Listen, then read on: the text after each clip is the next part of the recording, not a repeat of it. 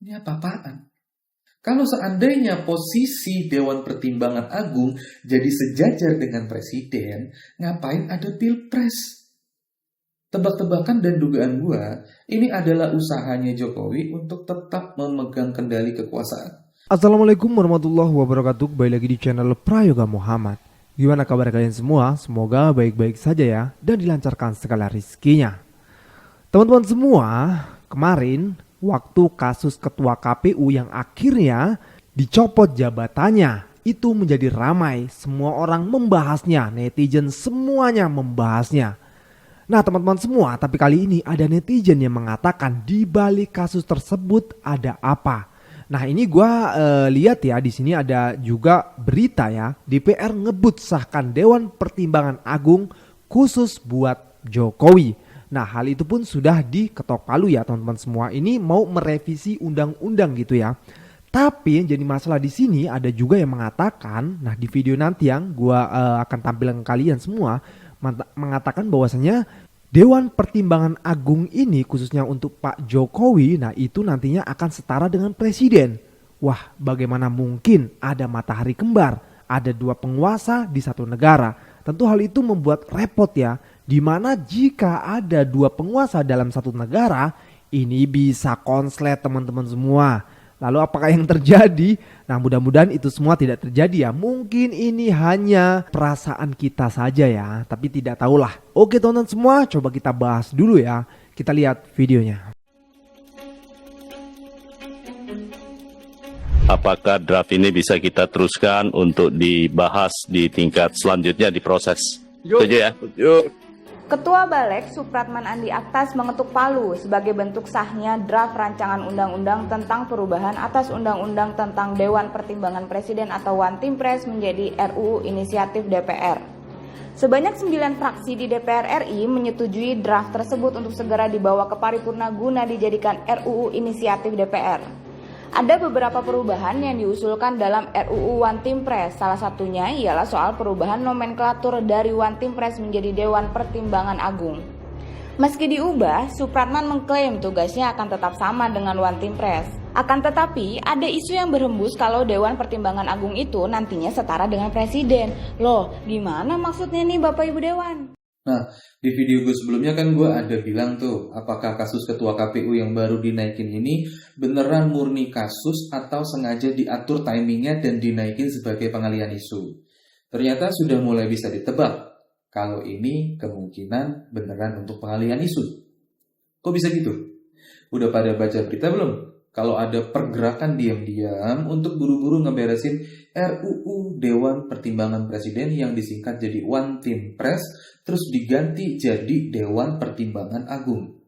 Sebenarnya, kalau misalkan cuman sekedar ganti nama doang sih nggak ada masalah ya. Yang jadi masalah itu isu yang ada di belakangnya. Isunya itu Dewan Pertimbangan Agung ini mau dinaikin kedudukannya jadi sejajar dengan Presiden. Itu masalahnya. Bahkan kabarnya wajib ketok palu untuk disahkan Kamis minggu ini. Ini apa-apaan? Kalau seandainya posisi Dewan Pertimbangan Agung jadi sejajar dengan Presiden, ngapain ada Pilpres?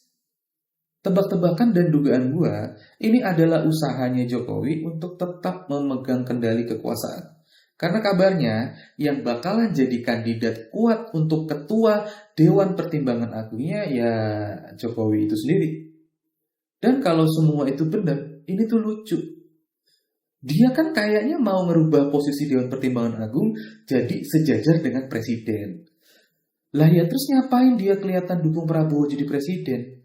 Kalau endingnya dia juga pengen sama kuatnya dengan Prabowo. Itu kan bisa melahirkan matahari kembar. Malah bisa perang kekuasaan dong itu. Atau apakah mungkin dia emang pengen jadiin Prabowo sebagai bonekanya? Atau dia itu sebenarnya gak terlalu percaya dengan Prabowo bisa menahkodai Indonesia ini dan dalam tanda kutip sekaligus mengamankan posisi dia. Pokoknya gue pesan ke lu semua, RUU One Team Press ini harus dikawal, plototin kalau perlu. Kalau ternyata isu yang beredar itu benar, masalah DPA yang mau dinaikin sejajar dengan Presiden, kita harus tolak. Apa lo? Sepertinya ke depan Pak Prabowo akan mendapatkan satu lembaga yang cukup powerful, yang setara dengan presiden, karena baru saja diketok di DPR perubahan undang-undang tentang Dewan Pertimbangan Presiden menjadi Dewan Pertimbangan Agung, quote and quote. Ya, mudah-mudahan ini memperlancar tugas Pak Prabowo nanti ketika memegang tampuk kekuasaan eksekutif. Jangan sampai menimbulkan hal-hal yang tidak diinginkan. Memang cukup mengherankan bahwa justru setelah Pak Jokowi akan lengser, One Team Press yang selama 10 tahun tidak ada masalah, sekarang kita kembalikan ada yang namanya Dewan Pertimbangan Agung, ya.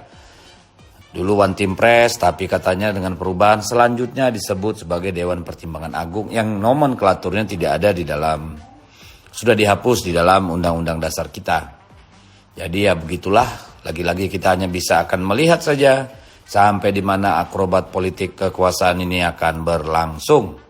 Apakah ini yang terakhir, ataukah ini hanya sebagian dari banyak agenda lain yang dibutuhkan agar masa depan tetap bisa dikuasai oleh mereka-mereka yang tidak pernah selesai dengan kekuasaan. Selamat bekerja Pak Prabowo, mudah-mudahan tugas Anda menjadi lebih ringan menjadi nakoda NKRI. Merdeka! Ya, mudah-mudahan ya kita sebagai rakyat mah hanya menunggu saja nantinya bagaimana.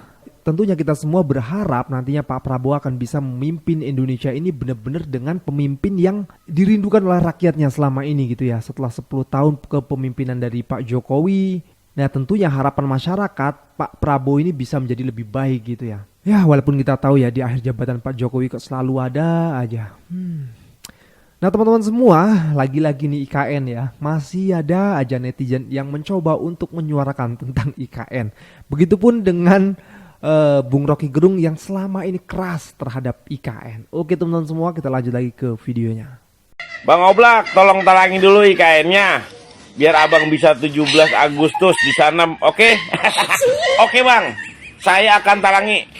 Insya Allah bang, pokoknya IKN harus jadi. Dikarenakan apa bang? Saya juga lagi nungguin bang, lagi nungguin Pak Presiden. Ini saya lagi nungguin duit yang 11.000 triliun yang di kantongnya. Belum cair-cair ini, macet ini kredit. Gimana ini? Kalau yang 11.000 triliun itu udah cair, pokoknya saya akan transfer untuk IKN. Dikarenakan saya juga mandek lari ke saya tuh yang 11.000 triliun. Jadi mohon sabar dulu ya. Ya intinya 17-an bisa di IKN, tapi nggak tahu tahun berapa. Saya mengkritik IKN kira-kira setahun lalu. Saya bilang Jokowi berbohong soal IKN. Dia jual negeri ini ke Cina nggak laku, dia jual ke Kanada nggak laku, dia jual ke Amerika nggak jago, dia jual ke Singapura nggak laku. Lalu saya bilang Jokowi itu bajingan tolol karena dia menipu rakyat dengan mengatakan bahwa sudah ada 1.200 investor yang antri untuk masuk ke IKN. Saya bilang enggak, itu nol. Lalu saya diperkarakan karena dianggap saya menghina presiden. Seminggu lalu kata Bahlil memang nol, ada investor yang masuk. Ya berarti Pak Jokowi yang berbohong pada waktu itu. Kenapa saya mesti ditangkap? Benar kan apa yang dikatakan oleh Bapak Rocky Gerung? Rocky Gerung itu mencerdaskan bangsa tanpa minta pamrih dari rakyat. Nggak kayak pejabat-pejabat yang hanya menginginkan harta benda dari pajak-pajak kita, tapi nggak bisa kerja. Sekarang terbuktikan, ya kan? Terbukti APBN sisanya tinggal 17 triliun. Dan investor asing kosong, nggak ada yang masuk ke IKN. Jadi IKN terancam mangkrak. Dulu pernah bilang Bapak Jokowi nih, kalau IKN itu sudah banyak investor asing masuk, dan akhirnya Bapak Rocky Gerung mengatakan itu adalah hal yang bohong. Gue perhalus ya, karena nanti gue di-banned. Jadi Bapak Jokowi ini terkesan ngebohongin rakyat Indonesia. Dan akhirnya Bapak Rocky Gerung dilaporkan karena kata-kata kasarnya terhadap Bapak Jokowi. Silakan searching ya, kata-katanya apa, nggak bisa gue ungkapkan di sini. Tapi yang penting kasar. Kekasarannya itu pakai data dan dasar yang jelas. Dan sekarang terbukti bahwa di IKN nggak ada investornya. Ya begitulah yang terjadi ya. Lagi-lagi rakyat selalu dibohongin terus gitu. Sampai-sampai rakyat itu mengatakan tinggal dibalik aja omongannya. Ngomong ini yang terjadi ini beda gitu ya. Begitulah teman-teman semua. Oke, kita lanjut lagi ke komentar para netizen. Setoran pajak karyawan naik double digit. Sri Mulyani, gaji mereka membaik. Beliau ini kayak lagi ngomong gaji naik, pajak harus naik. Kalau di masyarakat ada istilah work-life balance. Lain lagi kalau di staf pajak itu istilahnya salary tax balance. Sebenarnya ya Bu ya, gak apa-apa kalau disuruh bayar pajak. Tapi yang digaji pakai duit pajak kita itu tolonglah tahu diri gitu. Jangan maunya menang sendiri kalau lagi di jalan wak-buk asu. Salam logika. Sekarang mah kriteria memilih calon pemimpin itu ngeri. Kalau dulu memilih calon pemimpin itu yang disegani oleh negara lain, contohnya Soekarno. Yang berwibawa, contohnya Pak Soeharto. Yang pintar, contohnya Pak Habibie. Dan yang perjuangannya berdarah-darah, contohnya Gus Dur sama Megawati. Sekarang mah lain. Yang penting terkenal, pelangak-pelongok pun bisa dipilih jadi pemimpin. Apalagi kalau ngikutin kriteria pemilih pemimpin ala Raffi Ahmad. Raffi Ahmad mendukung Marcel Widianto, seorang komedian, untuk menjadi calon wakil wali kota Tangerang Selatan. Dengan alasan Marcel Widianto ini orangnya jujur dan pendiam. Waduh, kalau kita pakai kriteria Raffi Ahmad dalam memilih calon pemimpin, kenapa kita nggak sekalian pilih Limbat saja? Limbat kan pendiam juga. Halo guys, sebentar lagi akan ada pembatasan untuk pembelian BBM bersubsidi oleh pemerintah. Nah, kata Pak Erick Thohir, ini menurut beliau nih pembatasan pembelian BBM subsidi ini agar dananya bisa dialihkan untuk gizi ibu dan anak. Bisa aja Pak Erick. Karena begini ya, kalau kita lihat, memang pemerintah berencana untuk melaksanakan pembatasan BBM bersubsidi mulai tanggal 17 Agustus 2024. Nah, dengan tujuan untuk mengurangi jumlah pemakaian BBM subsidi di masyarakat. Nah, Menteri Koordinator Bidang Kemaritiman dan Investasi Luhut Binsar Panjaitan telah menjelaskan di akun Instagramnya ya pada tanggal 9 Juli 2024 yang lalu, bahwa beliau mengatakan Pertamina ini sudah menyiapkan sistemnya dan akan diharapkan bisa jalan mulai Agustus tanggal 17 ini, dan di mana orang-orang yang tidak berhak mendapatkan subsidi tidak bisa membeli BBM bersubsidi. Nah, pernyataan ini disampaikan saat membahas isu penggunaan bensin yang berkontribusi pada defisit APBN 2024.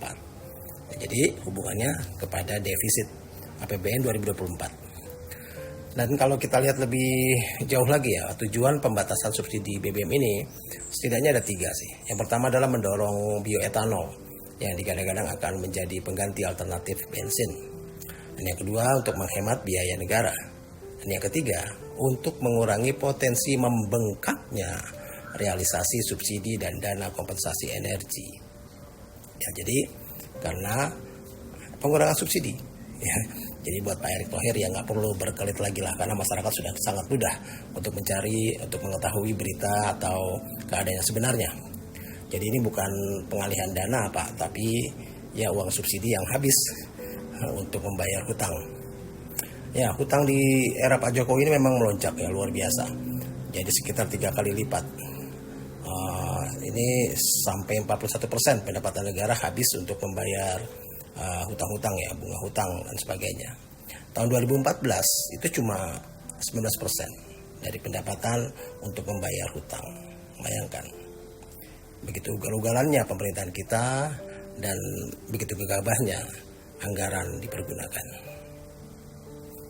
Salam. Itulah ya contoh pejabat yang tak tahu malu. Udahlah tidak mampu tapi tidak terus terang saja, malah justru kesannya malah membohongi gitu ya. Makanya kalau misalnya milih menteri itu yang berkualitas lah, yang sesuai dengan apa yang akan dikerjakan gitu loh, biar nggak hancur semuanya. Bukannya rugi malah utang lagi. Ya begitulah teman-teman semua. Oke teman-teman semua, jangan lupa untuk berikan komentar dan kritikan kalian di bawah ini. Jangan lupa juga untuk like, subscribe channel ini. Sekian dari gua, Prayoga Muhammad. Wassalamualaikum warahmatullahi wabarakatuh.